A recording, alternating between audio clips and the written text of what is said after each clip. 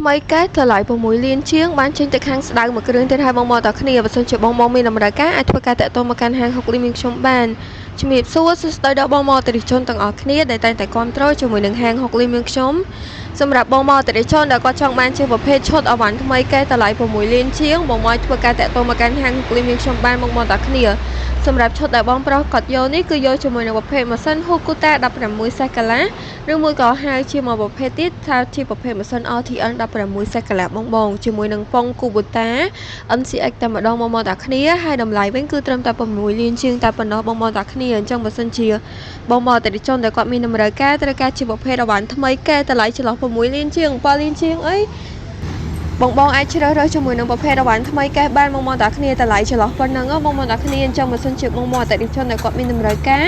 ត្រូវការជាប្រភេទអវ៉ាន់ថ្មីកែតម្លៃ6លានជាង7លានជាងអីក៏យើងមានដែរបងតាគ្នាសម្រាប់អវ៉ាន់ថ្មីកែហើយបងតាគ្នា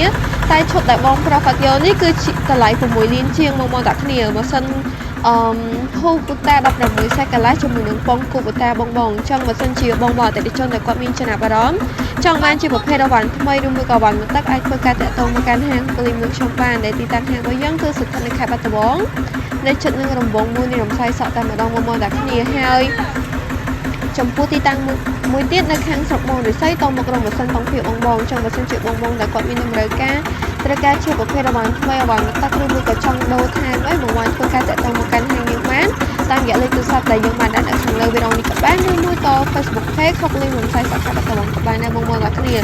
ហើយបើសិនជាបងអតិថិជនដែលគាត់ចង់រកប្រភេទអវ៉ាន់តម្លៃ6លានជាង7លានជាងបងអត់ចង់បានមកទឹកបងចង់បានថ្មីក៏បានដែរបងតាគ្នាអវ៉ាន់ថ្មីឥឡូវតម្លៃធូរមែនតើបងចង់បើសិនជាបងដែលគាត់មានចង្អល់ឬក៏ចង់សាកសួរព័ត៌មានតាក់ទងជាមួយនឹងប្រភេទ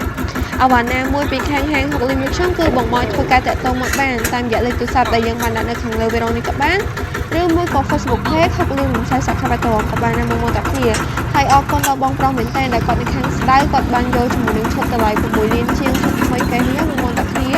ចាំបើសិនជាបងដែលគាត់មានតម្រូវការអាចធ្វើការតាក់ទងមកកាន់ហាង6លានខ្ញុំបានដោយ Facebook Page ឈ្មោះ6លានរំសាយសក់ខេត្តបាត់ដំបងអរគុណបង